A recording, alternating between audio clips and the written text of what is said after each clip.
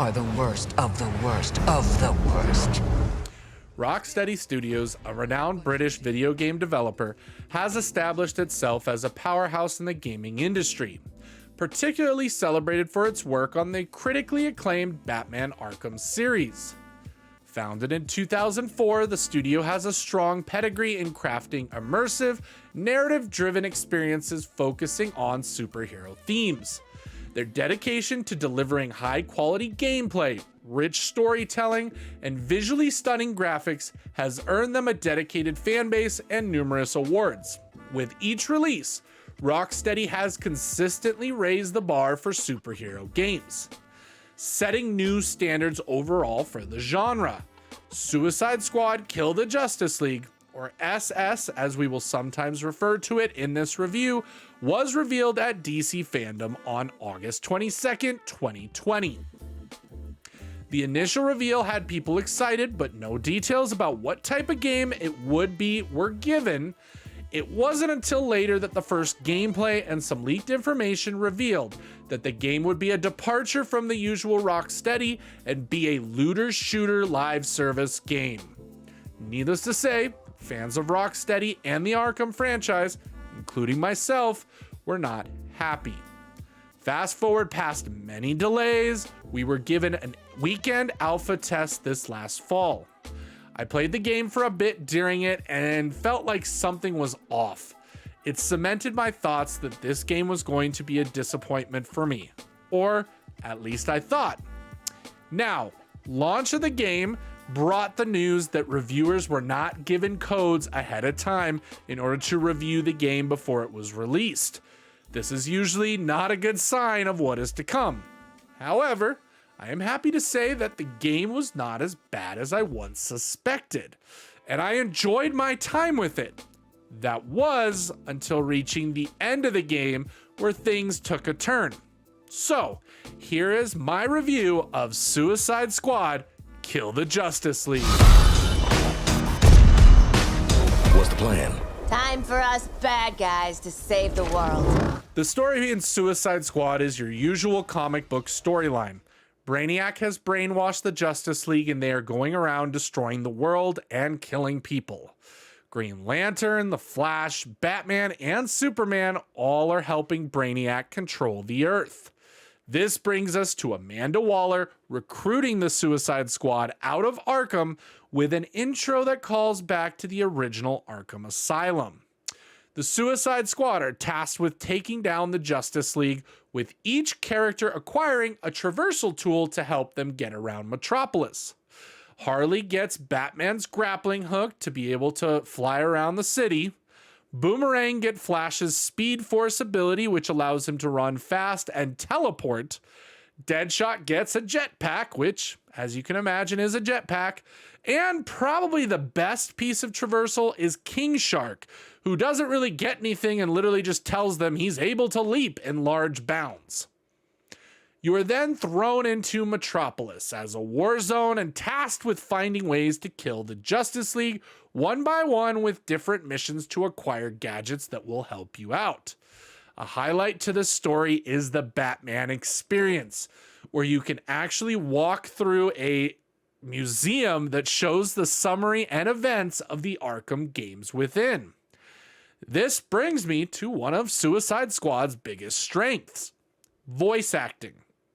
Besides the voices of Suicide Squad, which of course is highlighted by Harley's voice actress, Tara Strong, this is also the final role that Batman voice actor Kevin Conroy did before he tragically passed away.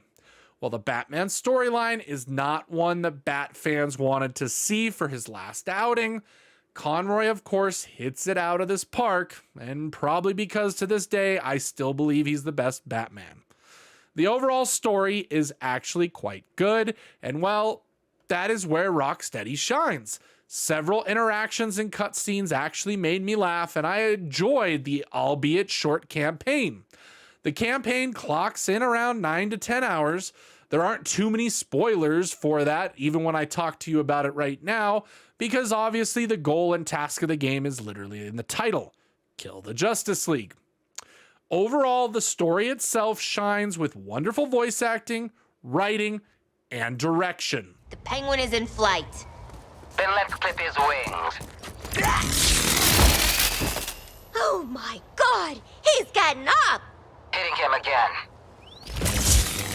He's ran out the door! Okay, now the big one, the gameplay. With Rockstar going with a completely different style, leaving behind the free flow combat from the Arkham series, the choice to do a looter shooter is an interesting one. You can tell the gameplay is not their full forte, as it feels generic when it comes to the gunplay of the game. You have different weapons that have different characteristics, but it wasn't really till the end game that I actually noticed the need to pay attention to those and build up my character. Throughout the story, it was simply choosing the weapons with the most damage for each character. The gameplay loop of floating around, flying, moving, and fast-paced maneuvers is really where the game kind of shines, and Rocksteady does a good job here for the most part. I didn't notice any FPS drops during really major heavy scenes with gameplay. And for the most part, it was fun to really get used to it and get good.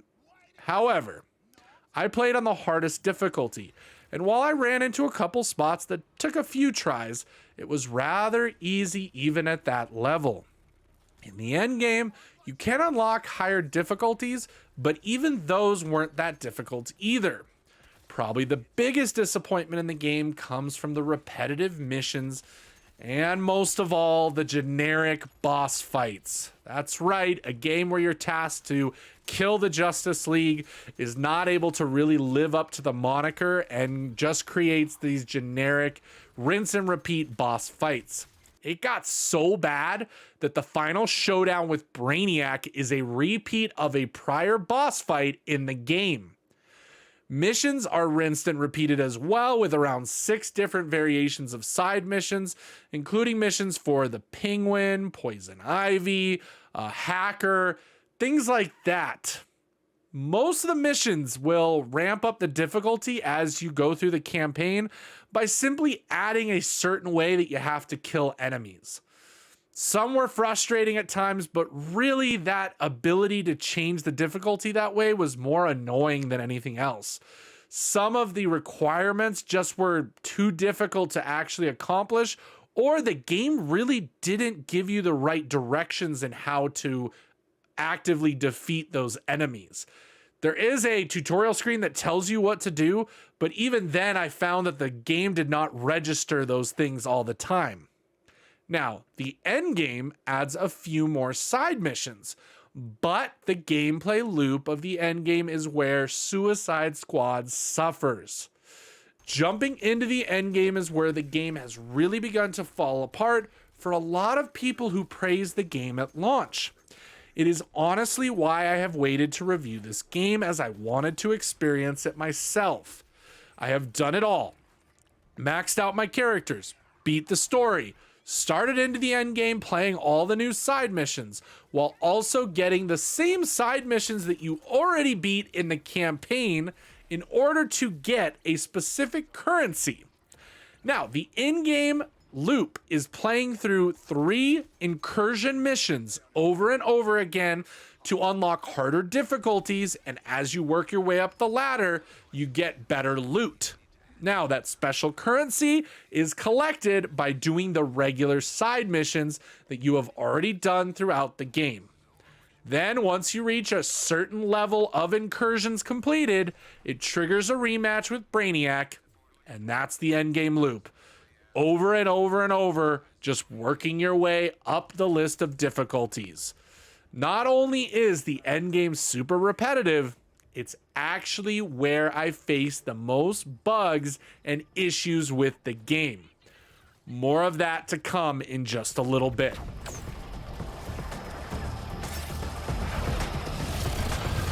Another place that the game shines is in its graphics and animations.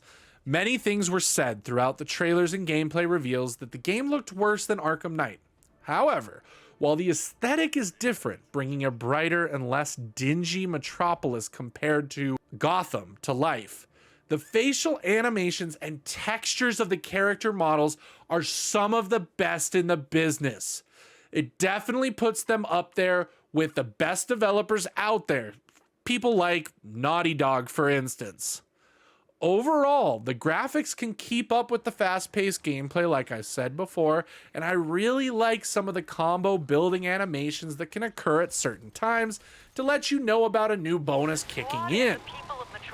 Brainiac's armies. Moving on to the technical issues I just mentioned a moment ago. I was honestly enjoying my time for the most part with SS until I hit the end game. After having not one single issue through my playthrough in the campaign, I hit the end game and everything took a turn. I ran into an issue where my character model completely disappeared. My game froze and crashed every so often, requiring a restart. Playing in co-op usually resulted in a complete crash as well, or freeze during a mission requiring all people to restart their game. I saw enemies get stuck in environments during side missions, causing a restart of the entire mission required. All this doesn't even mention two game-breaking bugs that have been occurring, one of which I actually encountered. The first bug, somewhat game-breaking, but obviously as an online looter shooter, has to do with the servers themselves. People have had issues with the servers, including a major snafu at launch.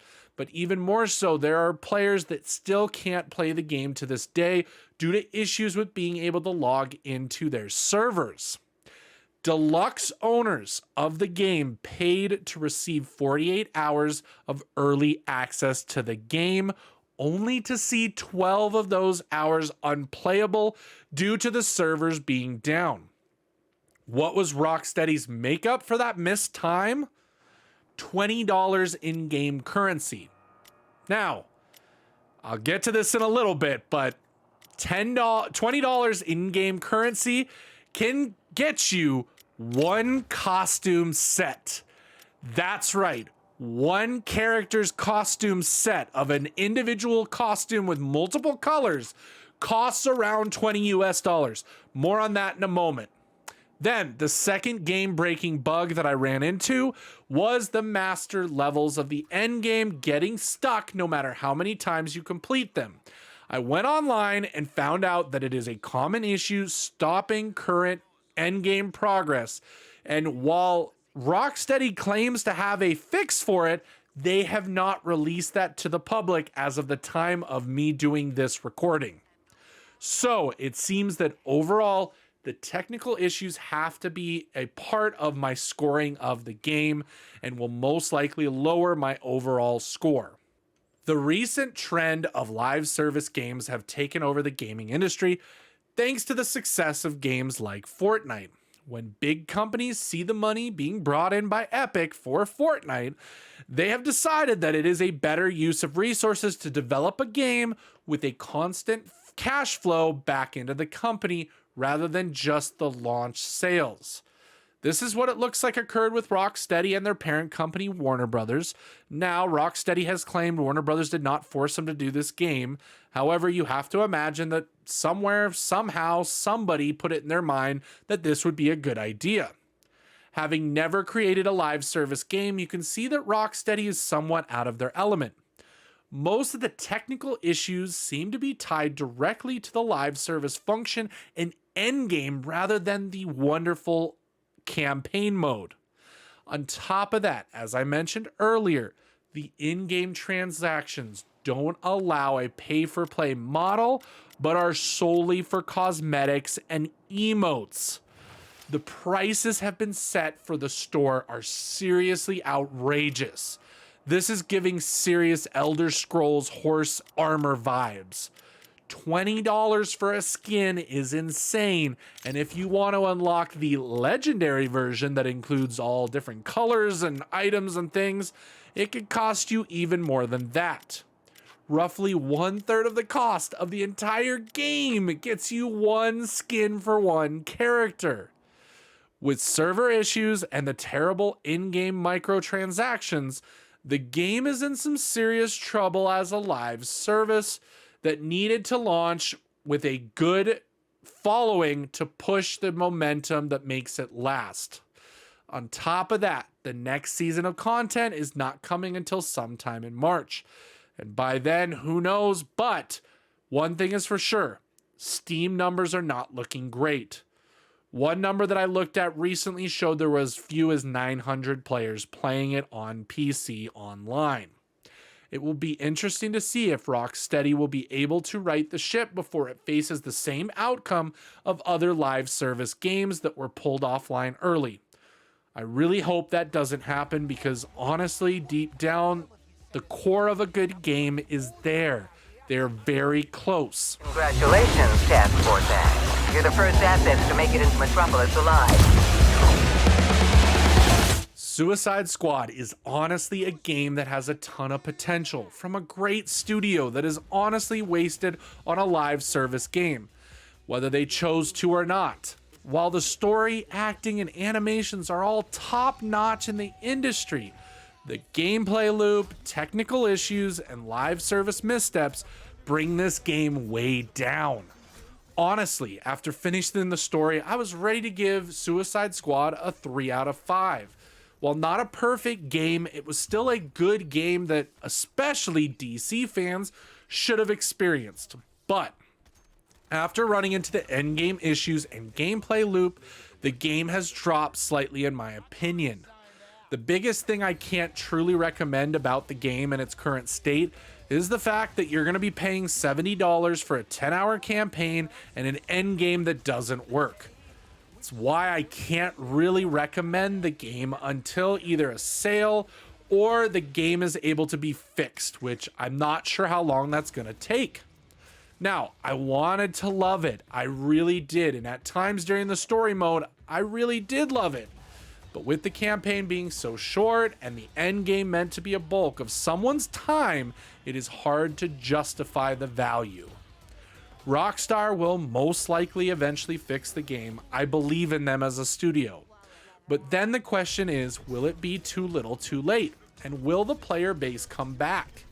It does set up Rocksteady for a possible comeback similar to that of CD Projekt Red and Cyberpunk, or of course the famous No Man's Sky return to form, and I for one will root for it. However, in the end, we here at Crossfire Games give Suicide Squad Kill the Justice League a 2 out of 5.